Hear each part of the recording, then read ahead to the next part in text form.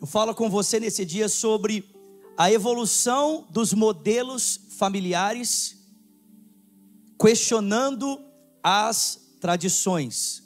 A evolução dos modelos familiares, questionando as tradições. Vamos orar antes para nós começarmos.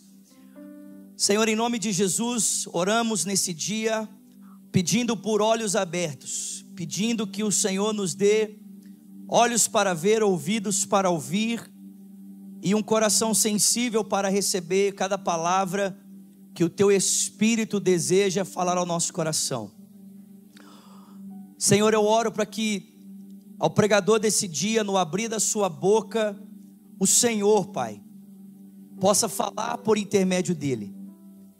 Eu oro, Deus, para que somente a palavra do Senhor seja ouvida e nenhuma outra. É o que nós pedimos ao Senhor e te agradecemos em o nome de Jesus. E quem crê, diga.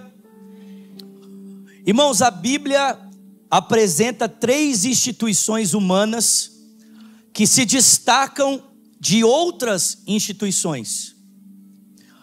A primeira delas é a família, a segunda é a igreja e a terceira é o Estado. A Bíblia não se pronuncia a respeito de como escolas, negócios corporativos, museus ou hospitais devem ser administrados. Nós temos a liberdade para criar essas coisas e operá-las de acordo com os princípios gerais que regem a vida humana apresentados na palavra de Deus. Porém, quanto à família, à igreja e o Estado, a realidade é diferente. Deus é muito específico como a família, a igreja e o Estado devem funcionar. E por que isso? Porque Deus é o inventor da família. Alguém pode dar glória a Deus por isso aqui? Chacoalha quem está pertinho de você e fala para ele: Deus é o inventor da família.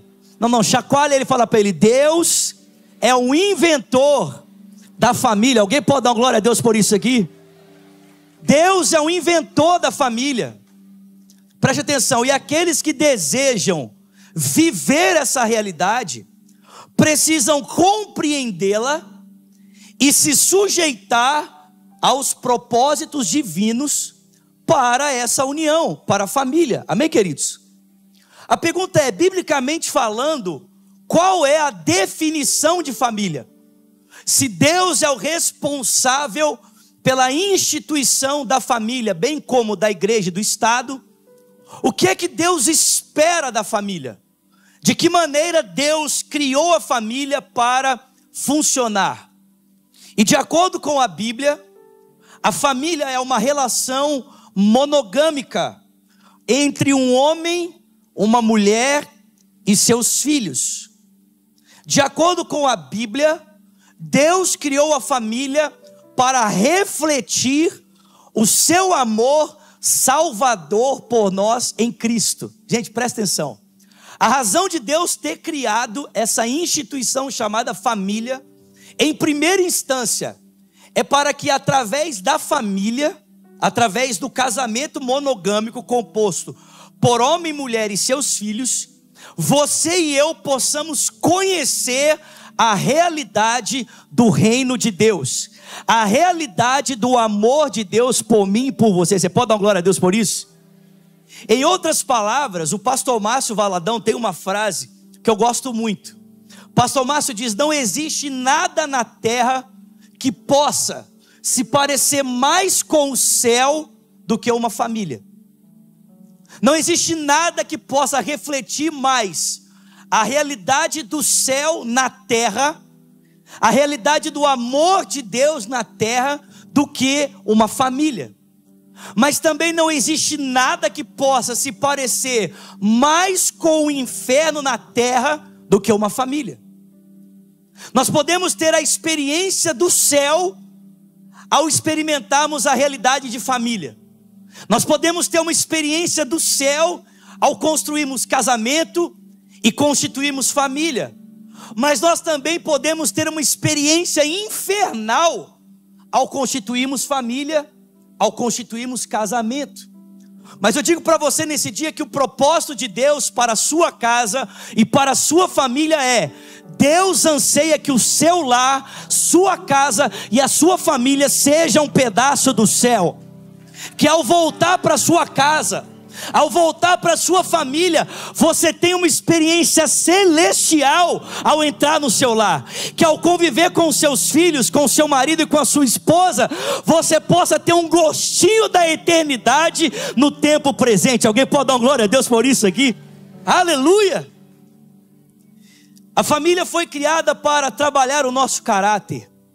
A família foi criada para ser a base de uma sociedade saudável e estável.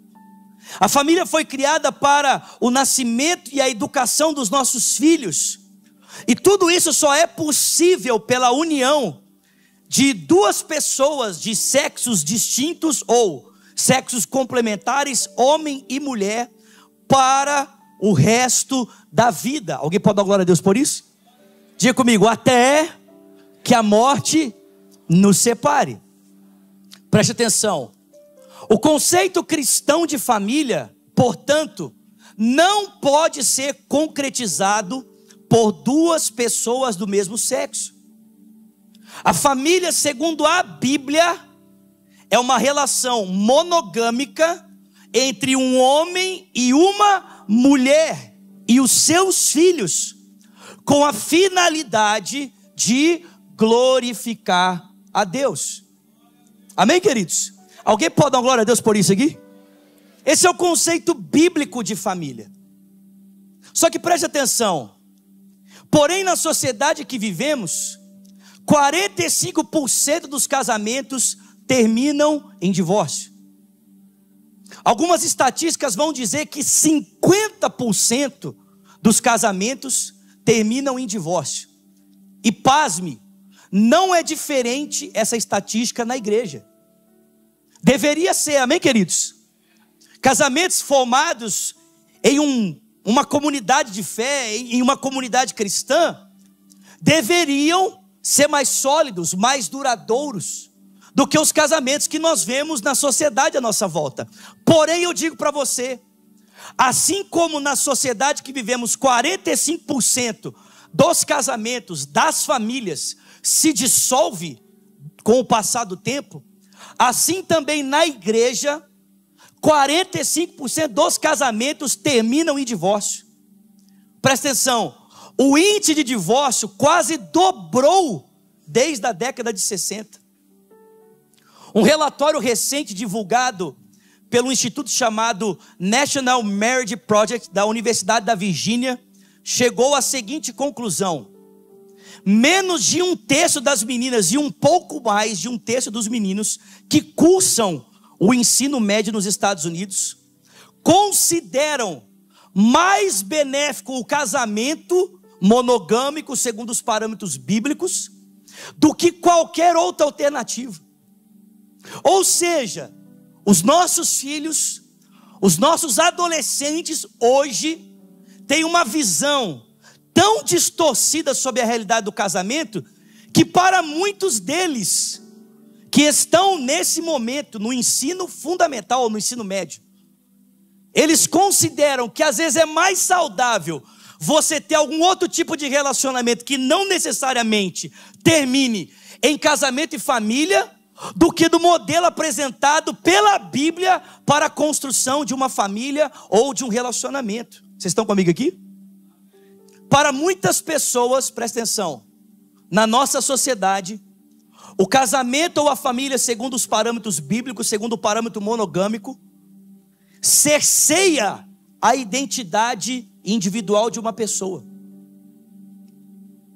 Eu não quero casar, por que não? Não, porque o casamento, segundo a Bíblia, ele rouba a minha identidade, ele cerceia a minha identidade como indivíduo. Muitas pessoas dizem: olha, o casamento monogâmico, segundo a Bíblia, oprime as mulheres. O casamento reprime a paixão. O casamento, segundo os parâmetros antigos, bíblicos, ele não se ajusta a realidade presente. Eu não sei se você sabe, mas no Brasil hoje a moda não é mais o casamento feito entre duas pessoas de sexos distintos, homem e mulher. Hoje no Brasil a moda é o trisal. Alguém já ouviu falar sobre isso aqui? O que é o trisal? É a união de 3 pessoas para a formação de um casamento ou uma família. 2 homens e uma mulher, 2 homens. Essa é a forma como a sociedade vê, ou seja, essa forma de pensar a família, ela é passada, ela não se ajusta à realidade psicológica de um indivíduo. Ela não se ajusta ao impulso sexual que cada um de nós tem para a infidelidade. Casamento para muitas pessoas é um simples pedaço de papel que só serve para complicar o amor ou alguma coisa assim.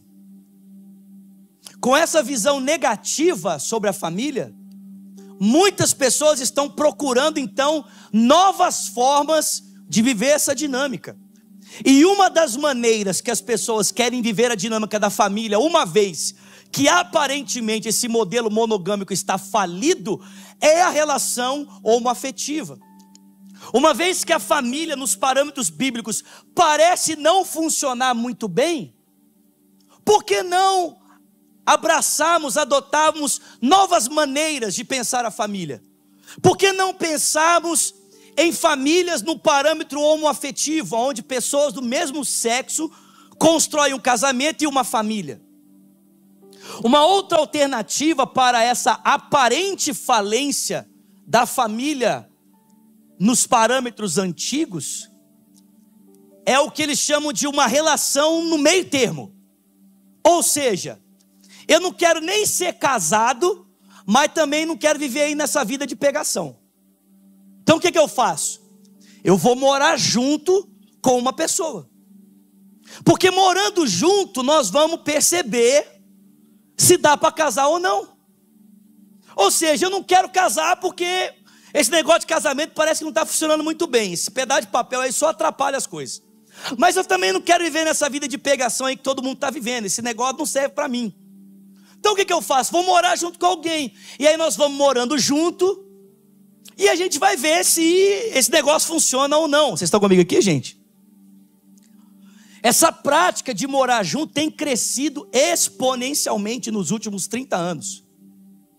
Hoje, presta atenção, gente, mais da metade de todos os casais vivem juntos antes de casar. E isso acontece fora da igreja e dentro também. Amém, gente? Isso não acontece só fora da igreja, não. Isso também acontece dentro da igreja. Presta atenção. 25% de todas as mulheres solteiras entre 25 e 39 anos já moraram com um parceiro. E aos 40 anos, 60% das mulheres já tiveram essa experiência na sua vida. Ou seja, uma vez que aparentemente o casamento, segundo os parâmetros bíblicos na sociedade que vivemos, parece ser uma instituição falida, o que a sociedade diz? Uma vez que esse negócio não funciona, então nós precisamos repensar outras maneiras de vivermos a dinâmica de família e casamento. Uma alternativa, a relação homoafetiva. Uma outra alternativa, o morar junto. Vocês estão comigo aqui? Vocês estão aqui, gente? A realidade, porém, vocês estão comigo? A realidade, porém, gente, é muito diferente dessa visão pessimista. Presta atenção. Todas as pesquisas, quantas? Todas. Gente, eu não estou citando aqui um instituto. Vários. Todas as pesquisas mostram que o número de pessoas que se consideram muito felizes no casamento é elevado.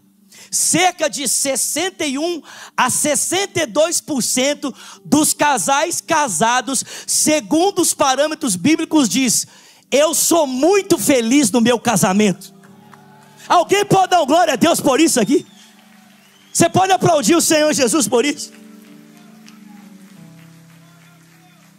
Se você é muito feliz no seu casamento, fala comigo: eu sou muito feliz no meu casamento. Diga bem forte: eu sou muito feliz no meu casamento. Só os casados dão glória a Deus aí. Fala com a sua mulher: é hoje, minha filha. Aleluia. Presta atenção, escuta isso aqui, escuta isso, presta atenção. 2/3 dos casamentos que se julgam infelizes se tornarão felizes num período de no máximo 5 anos, se os cônjuges não se separarem. Ou seja, talvez você esteja aqui hoje e você fala assim: ah, Zulato, talvez você seja feliz no seu casamento, mas eu não sou. Eu digo para você, meu irmão, se você aguentar firme esse momento de deserto, no máximo em 5 anos, eu vou te encontrar para celebrar um tempo de restauração na sua vida. Vocês estão comigo aqui, gente? No máximo em 5 anos, esse casamento vai estar tinindo, aleluia, se vocês não se separarem. Presta atenção. Nos últimos 20 anos, pesquisas mostram que os casados apresentam índices mais elevados de satisfação com a vida do que os solteiros, do que os divorciados e do que aqueles que apenas moram juntos. Além disso, filhos que crescem em uma família em que os pais são casados e estão presentes, têm experiências 2 vezes ou 3 vezes mais positivas do que filhos que crescem em lares desfeitos. Ou seja, o veredito é irrefutável. Viver em uma família saudável, segundo os parâmetros bíblicos, é extremamente positivo para o seu bem-estar e para o bem-estar da sociedade em que vivemos. Você pode dar uma glória a Deus por isso? A pergunta é: se essa é a verdade sobre o ensino bíblico, por que as pessoas estão tão pessimistas sobre o casamento, sobre a família, segundo os parâmetros bíblicos? Por que a visão de família monogâmica está se desfazendo nos nossos dias? Eu queria que você abrisse comigo um texto da palavra de Deus, por favor. Abra lá em Mateus, Evangelho de Mateus, capítulo 19.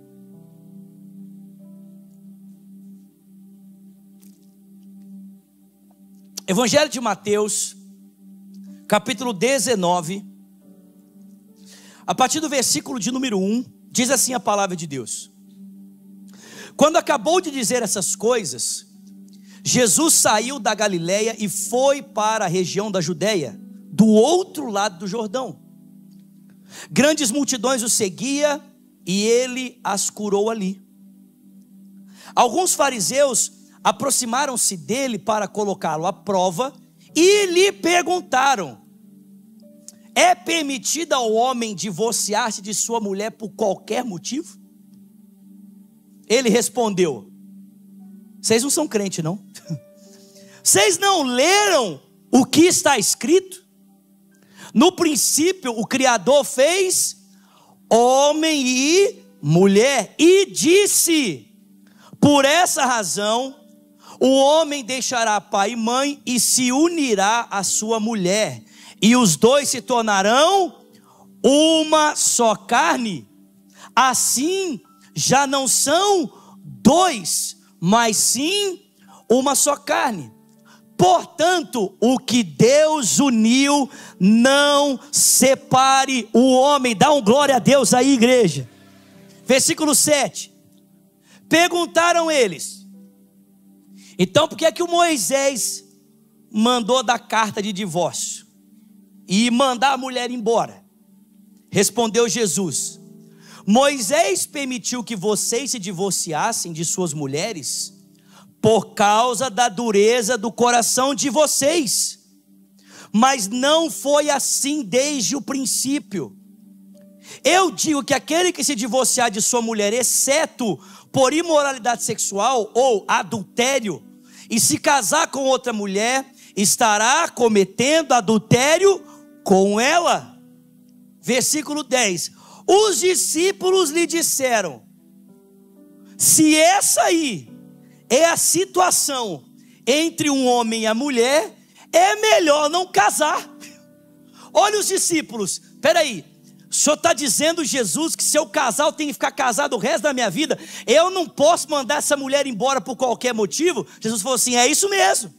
Se você casar, você tem que ficar casado o resto da sua vida. Só há uma razão porque você pode separar: caso houver adultério da outra parte. Se não, meu filho, o que Deus uniu, não separe o homem. Aos discípulos: uai, se essa é a situação entre um homem e a mulher, é melhor ficar sozinho? Jesus respondeu: é isso mesmo. Nem todos têm condições de aceitar esta palavra. Somente aqueles a quem isso foi dado. Porque alguns nascem eunucos. Alguns eunucos nasceram assim. Outros são feitos eunucos pelos homens. E outros ainda se fizeram eunucos por causa do reino. E quem puder aceitar isso, aceite. Presta atenção. Parece que nos dias de Jesus faltava também para aquela sociedade uma visão correta sobre casamento. E uma vez que eles não tinham a visão correta sobre casamento, eles pensavam que essa união, ou seja, essa constituição estabelecida pelo próprio Deus, a família, poderia se dissolver por qualquer motivo. Aliás, nos dias de Jesus existiam duas escolas que estavam interessadas em interpretar os parâmetros do Antigo Testamento e oferecer respostas sensatas de como as pessoas deveriam praticar os mandamentos de Deus. E uma dessas escolas, de um rabino chamado Hillel, dizia o seguinte: olha, se a sua mulher não te agrada por qualquer motivo, manda ela embora.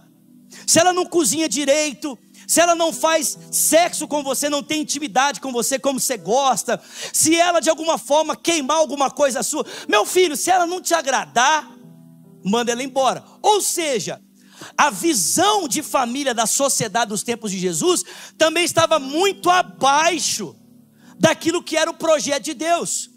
É por isso que, quando questionado de como deve se posicionar em relação à família, Jesus não responde isso baseado em alguma escola teológica ou filosófica, mas ele vai nos parâmetros que o próprio Deus estabeleceu. Ele diz: olha, vocês querem saber qual é a visão de Deus sobre a família? Porque o que falta para vocês é uma visão coerente sobre o que Deus pensa sobre a família.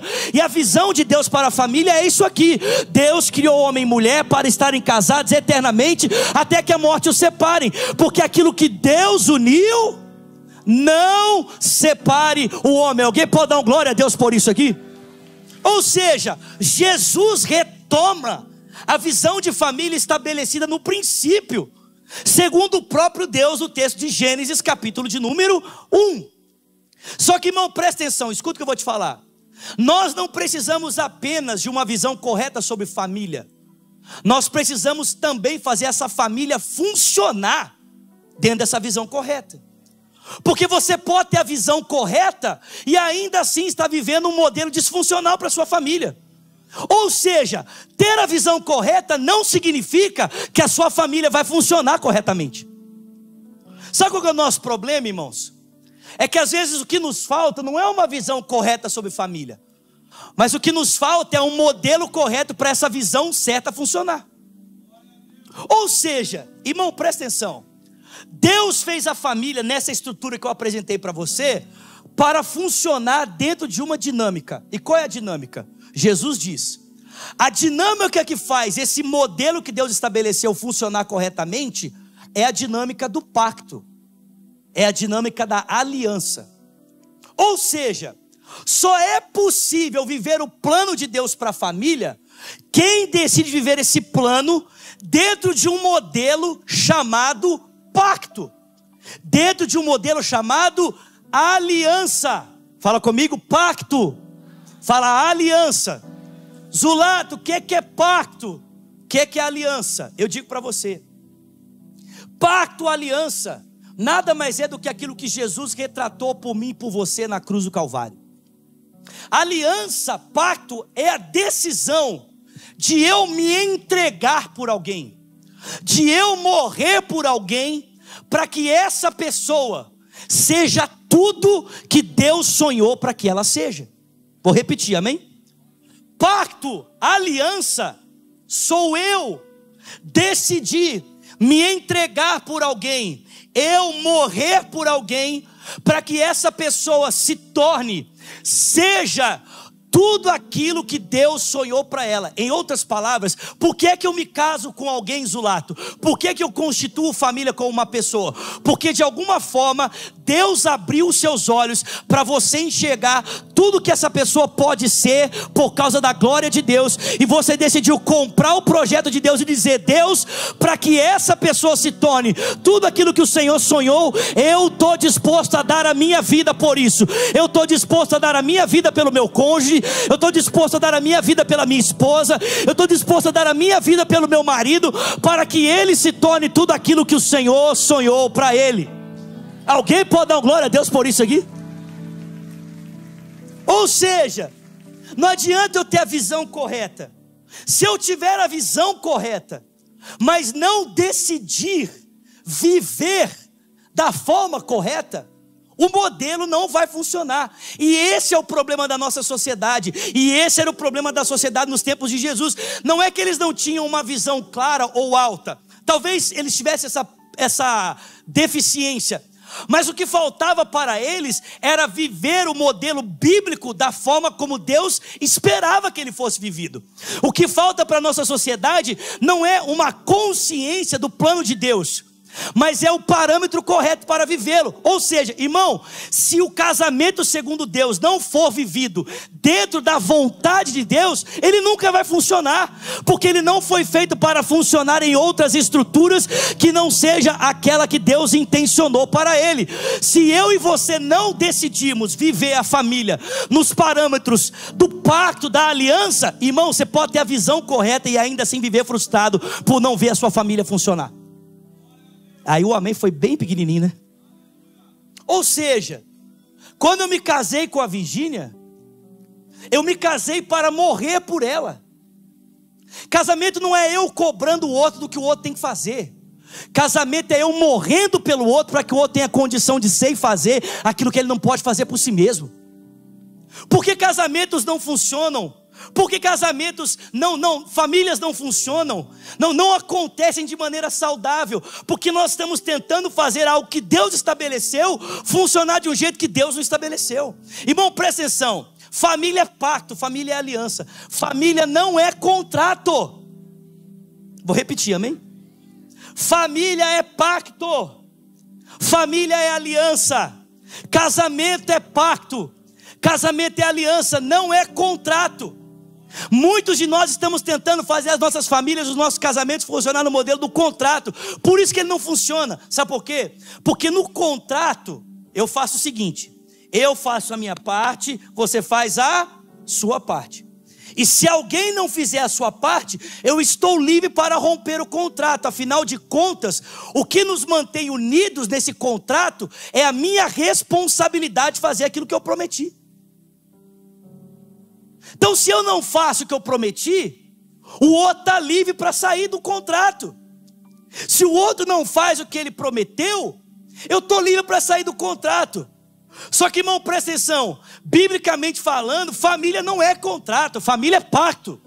Não sou eu cobrando você o que você tem que fazer, mas é eu me dando por você para que você tenha condição de ser e fazer aquilo que você jamais poderia fazer por si mesmo. Irmão, presta atenção, biblicamente falando, dentro da estrutura pactual para o casamento, o eu tem que morrer para nascer o nós. Pelo amor de Deus, gente, me ajuda em nome de Jesus. O eu tem que morrer para que o nós possa nascer. Só que muitas pessoas hoje casam e querem viver família dentro da estrutura de contrato, pensando o seguinte: o nós tem que morrer para o eu nascer. Ou seja, eu quero casar, mas eu não quero que você atrapalhe a minha vida, né? Nós vamos casar aqui, você mantém a sua vida, eu mantenho a minha, né? E nós só estamos casados para facilitar a intimidade sexual segura entre duas pessoas. Irmão, biblicamente falando, família não foi feita para funcionar dessa forma. Não é para funcionar no modelo de contrato. E também não foi feita para funcionar no modelo de sentimento. Tem gente que acha que família, casamento tem que funcionar dentro da estrutura de sentimento. Ou seja, enquanto o sentimento durar, estarei com você. E as pessoas querem viver aquele love story de um filme, pensando que a minha família precisa durar enquanto o sentimento durar. Gente, vocês já ouviram isso várias vezes. Quantas vezes você não ouve uma pessoa falar: ô fulano, por que você separou? Não, eu separei porque o amor acabou. Mas irmão, presta atenção, amor não é um sentimento, amor é a decisão de fazer o bem ao outro de forma sacrificial e abnegada. Na época que eu estudava no Carisma, nós tínhamos uma aula chamada Crescimento Espiritual. E nessa aula, ainda tem, e nessa aula, o professor que me deu essa matéria dizia o seguinte: sentimento é igual um cachorro. É igual um cachorrinho de estimação. Quando você vai passear com o seu cachorrinho de estimação, é você que determina a rota ou é ele que determina a rota? Muitos aqui vão dizer: é ele, pastor. Eu faço tudo o que ele quer. Esse é um problema. Porque se o seu cachorro dá as diretrizes, você pode correr o risco de morrer atropelado. O seu cachorro não tem bom senso. Às vezes ele quer atravessar uma avenida com um fluxo de carros, e você e ele podem morrer atropelados. Seguir os sentimentos é a mesma coisa, querido. É se colocar numa situação de risco. Porque os sentimentos são instáveis, eles são volúveis. Você acha que todo dia eu acordo pela manhã, olho para a Virgínia e penso assim: que privilégio ser casado com essa mulher. Oh Deus, o Senhor é tão maravilhoso. Essa boca fedendo de manhã. Não é todo dia que eu acordo. Olha, eu digo para você, grande parte do meu tempo eu me considero muito privilegiado pela família que eu tenho. Essa semana nós estávamos sentados almoçando juntos, eu, Virgínia e a Valentina, e eu estava falando para a Virgínia: cara, você conseguiria imaginar que há 6 anos atrás, quando nós nos casamos, 6 anos depois tudo isso estaria acontecendo? Nós estaríamos morando na América, casados, morando na nossa casa, com uma filha maravilhosa. Você conseguiria imaginar que a gente estaria vivendo tudo isso? A Virgínia falou assim: eu não. Eu falei: nem eu. Mas 6 anos depois, cara, eu não sei você, mas eu tenho uma sensação de ser tão abençoado por Deus pela família que Ele me concedeu. Só que nem todo tempo é assim. Exemplo, quando eu ando pela minha casa e eu vejo o cabelo da Virgínia no chão, a minha vontade é pedir para Jesus levar ela imediatamente. Eu odeio cabelo no chão. Mais algum homem odeia cabelo no chão aqui? Levanta a mão. Eu odeio. Então quando eu entro no meu banheiro e a Virgínia fez escova e não pegou os cabelos do chão, eu penso assim: Jesus, eu olho para ela morrer agora ou daqui 1 minuto? Mas a decisão é a decisão de fazer o bem. Então o que é que eu faço? Vou lá pegar o aspirador, venho com o aspirador e vou orando: Jesus, molda o meu caráter, Jesus. Se o Senhor não moldar o meu caráter, eu vou matar essa mulher, Senhor. Irmãos, quantas vezes a Virgínia não faz a mesma coisa? Eu tenho uma mania terrível, vem da minha família, de deixar a porta aberta. Alguém aqui esquece porta de armário aberta? Levanta sua mão. Confesse seu pecado, isso. Vários maridos levantaram as mãos, eu não sei porquê. Parece que é uma amnésia proposital, né? Eu tenho mania. Você acha que a Virgínia gosta quando ela desce para a cozinha e ela vê que eu esqueci porta aberta, o saleiro em cima da pia, né? Ela não tem vontade de me amar. Ela tem vontade de me matar também. Mas sabe o que ela faz? Ela pega as coisas, guarda no armário, fecha a porta e me manda mensagem: amorzinho querido, paixão do meu coração, fecha a porta do armário. Casamento é a decisão de fazer o bem. Não é sentimento, irmão. E também não é desejo. Tem gente que acha que casar é fazer sexo apenas. Ô, meu filho.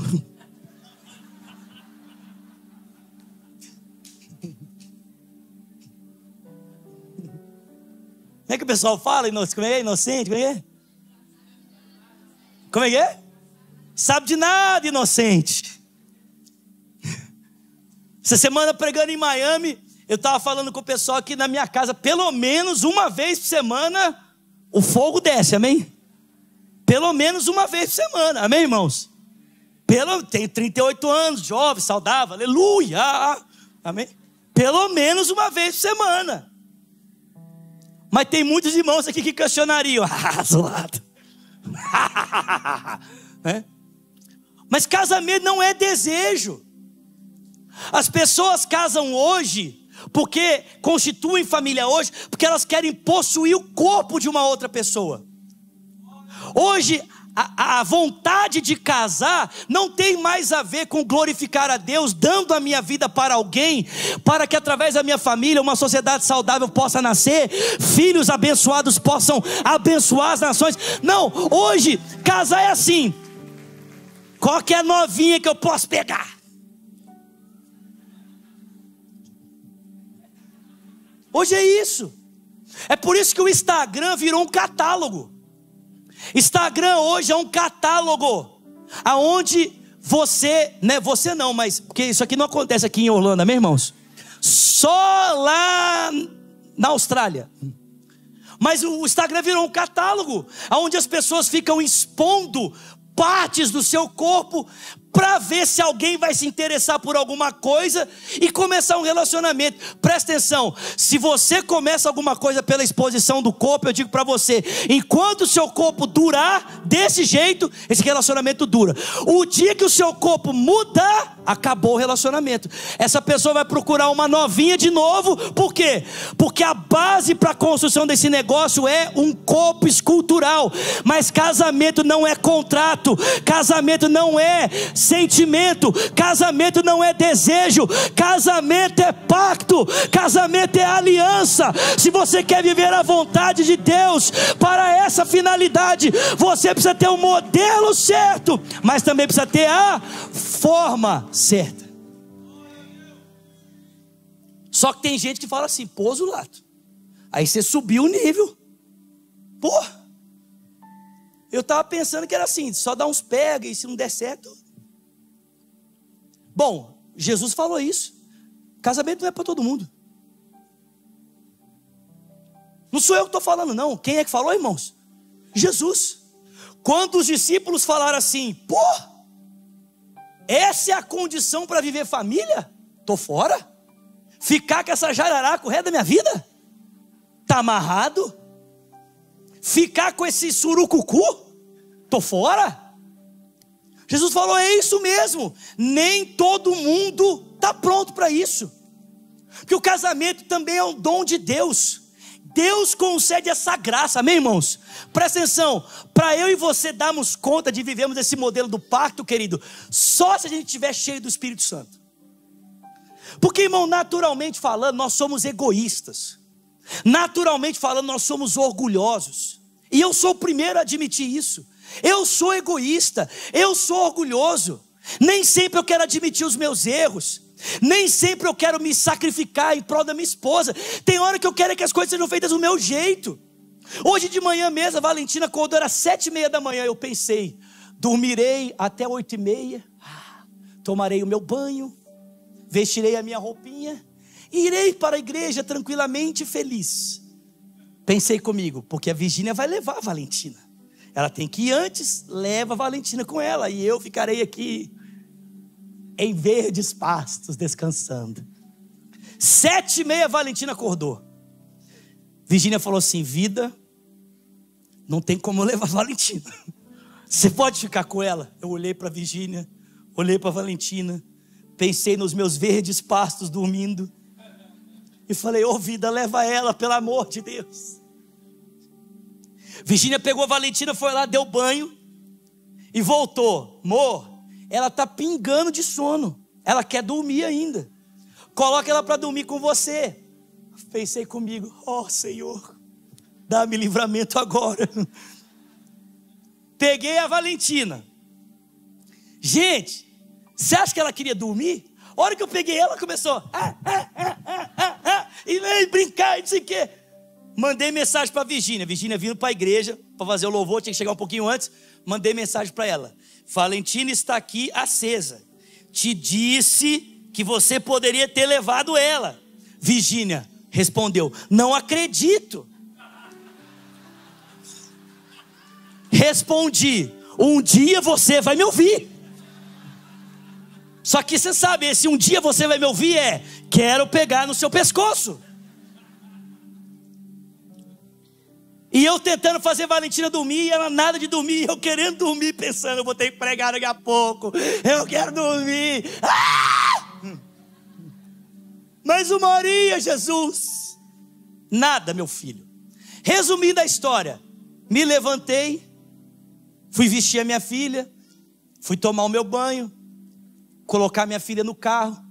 E enquanto eu fazia essas coisas, o Espírito Santo começou a falar comigo: você está vendo quanto você é egoísta? Você quer as coisas do seu jeito. Você quer que tudo gire em função de você. Porque eu comecei a pensar: será que a Virgínia não percebe?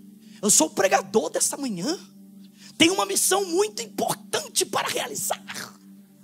Aí o Espírito Santo falou assim: quem é que te disse que o que você está fazendo é mais importante do que o que ela está fazendo?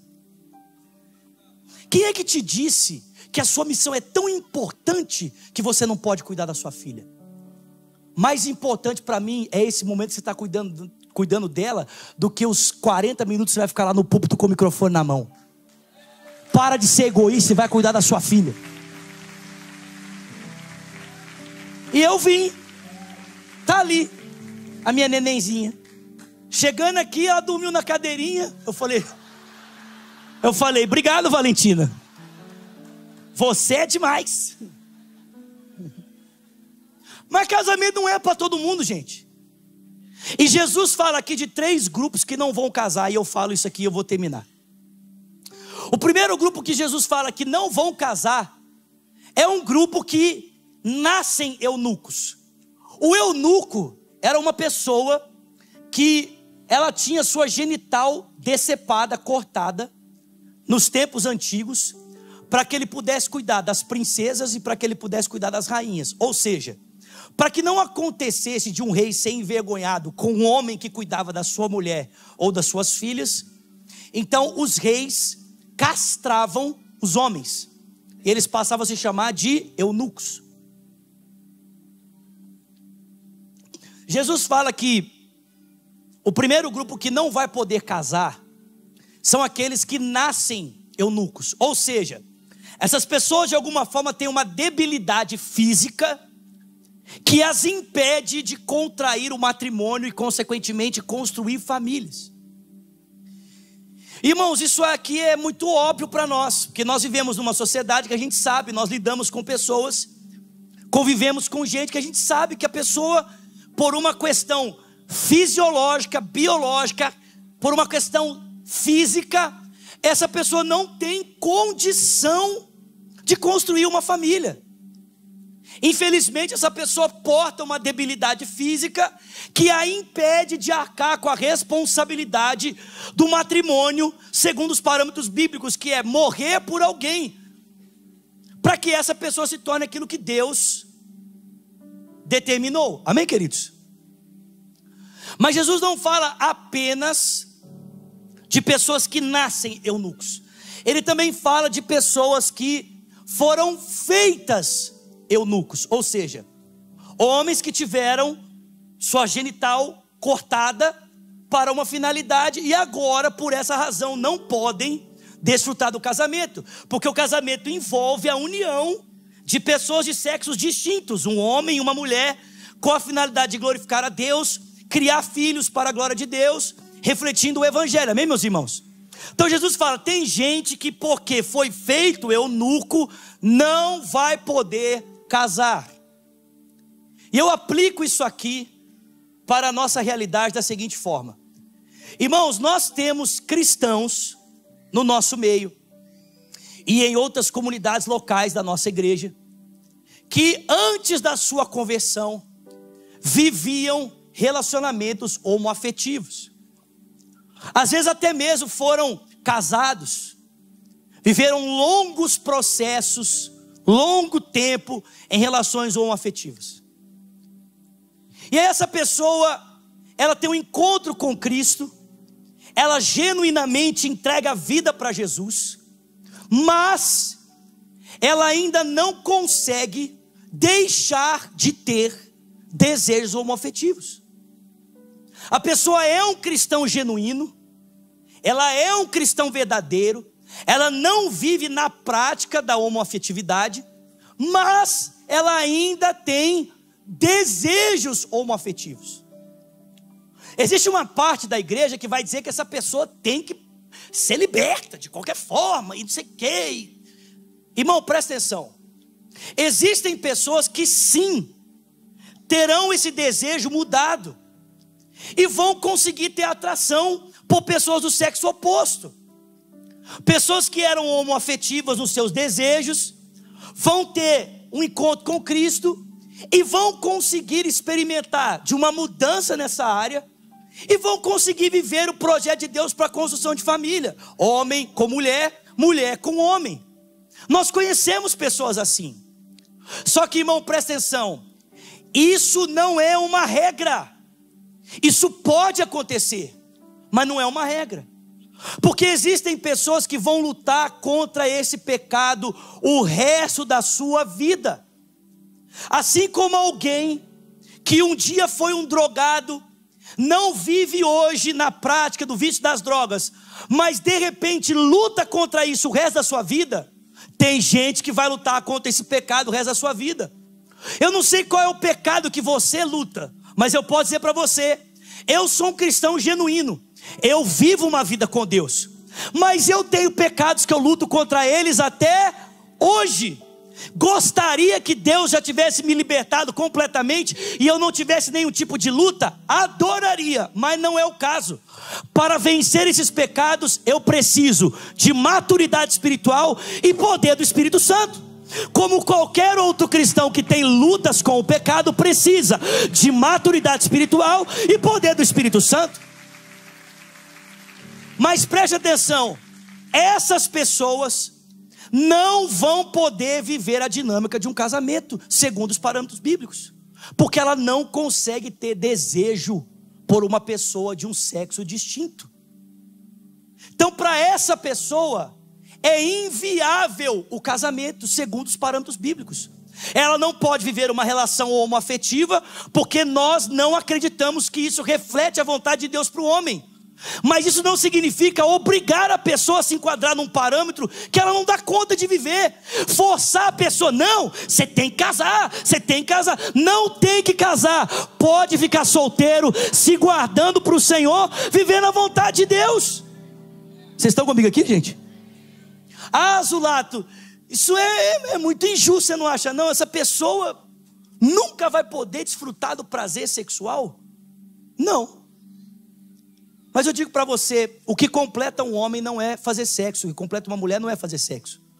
Porque eu conheço um homem que viveu na terra 33 anos, nunca fez sexo e nunca casou, e ele foi o homem mais pleno que já existiu, e o nome dele é Jesus Cristo.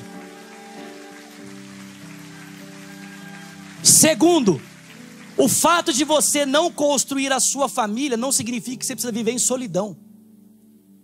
Porque Deus resolve esse problema. Sabe como Ele resolve? A Bíblia diz que Deus faz o solitário habitar em família. Deus te deu uma família espiritual, e aqui nessa família espiritual você pode desenvolver relacionamentos tão saudáveis ao ponto de se sentir preenchido das suas emoções pela profundidade do teu relacionamento com os teus irmãos. Primeiro grupo que não vai conseguir casar: debilidade física. Segundo, aqueles que ainda têm lutas na área da homoafetividade, não conseguiram, estão vivendo com Deus, se guardam em pureza, mas não consegue, não vai poder casar. E terceiro grupo, são aqueles que entendem que receberam um dom chamado celibato. O que é o dom do celibato? É uma pessoa que recebe uma graça de Deus para permanecer solteiro para dedicar toda a sua vida ao ministério, ao serviço de Deus. Pessoas que entendem que a sua missão, ela é tão importante e ela demanda tanto do seu tempo que ele não vai ter espaço na sua vida para construir um casamento. Jesus foi assim, Paulo foi assim, João Batista foi assim. E talvez, não é a minha vontade, amém? Existam pessoas no nosso meio que você entende, cara, Deus me deu um chamado, eu vou para um país comunista que persegue cristãos e eu prefiro não ser casado para não colocar minha família em risco. Então eu vou permanecer solteiro com a graça de Deus. É um dom. Ser solteiro é menos importante do que ser casado, irmãos? Biblicamente falando, isso não existe. Para Deus, casado e solteiro são completos no Senhor e não na sua família. Você pode aplaudir Jesus por isso? Então eu termino dizendo para você o seguinte: nós estamos questionando tradições, mas não as tradições bíblicas, mas as tradições que são passadas na sociedade que vivemos. São tantos dados apresentados que parece que nós estamos errados, mas na verdade, irmãos, nós não estamos errados. É que os dados que favorecem os parâmetros bíblicos de família são ocultados. Na verdade, a maior parte de nós é muito feliz no casamento, mas eu digo que nem todos que estão aqui ou daqueles que nos assistem terão condição de viverem a família nos parâmetros de Deus.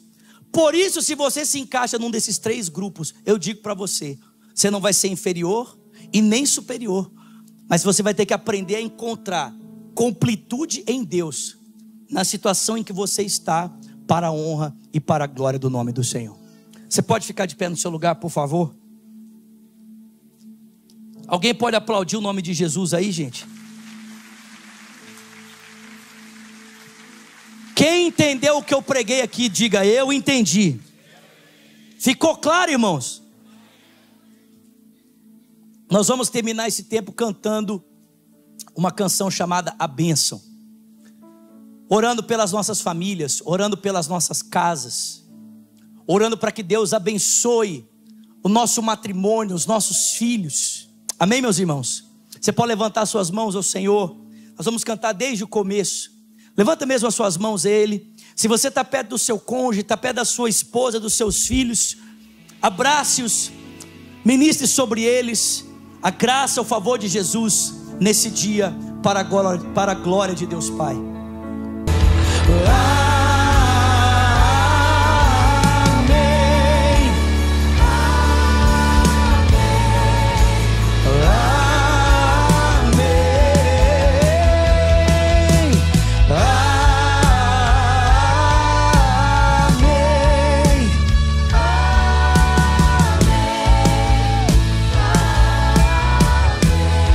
Com seus olhos fechados, suas mãos sobre seu coração.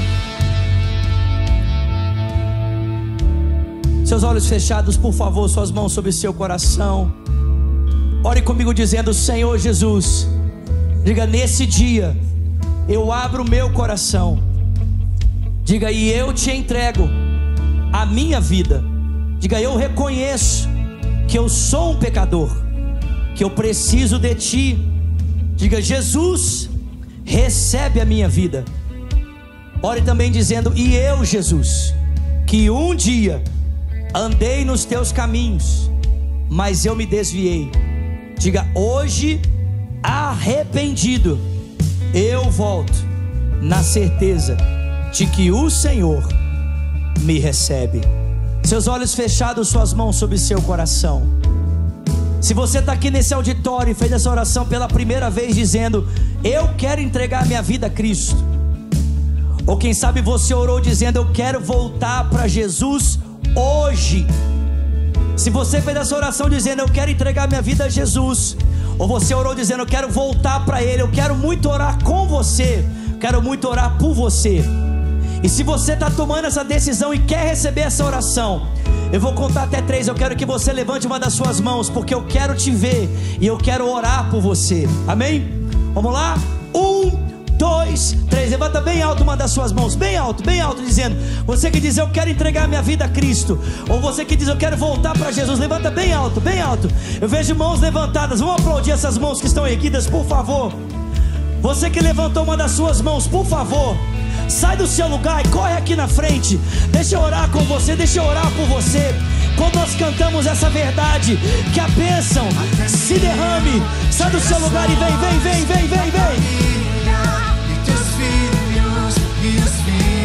Sai do seu lugar e vem. Que a bênção se derrame. Vem. Gerações, tua família e teus filhos. Sai do seu lugar e vem, querido.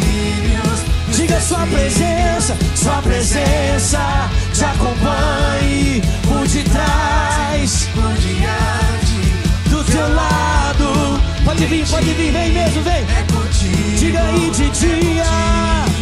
e de dia, e de noite, Sua entrada e saída, em teu riso, teu choro. é contigo, É por ti, é contigo, é por ti, é contigo, é por ti, é contigo. é por ti. Estenda suas mãos para cá, por favor.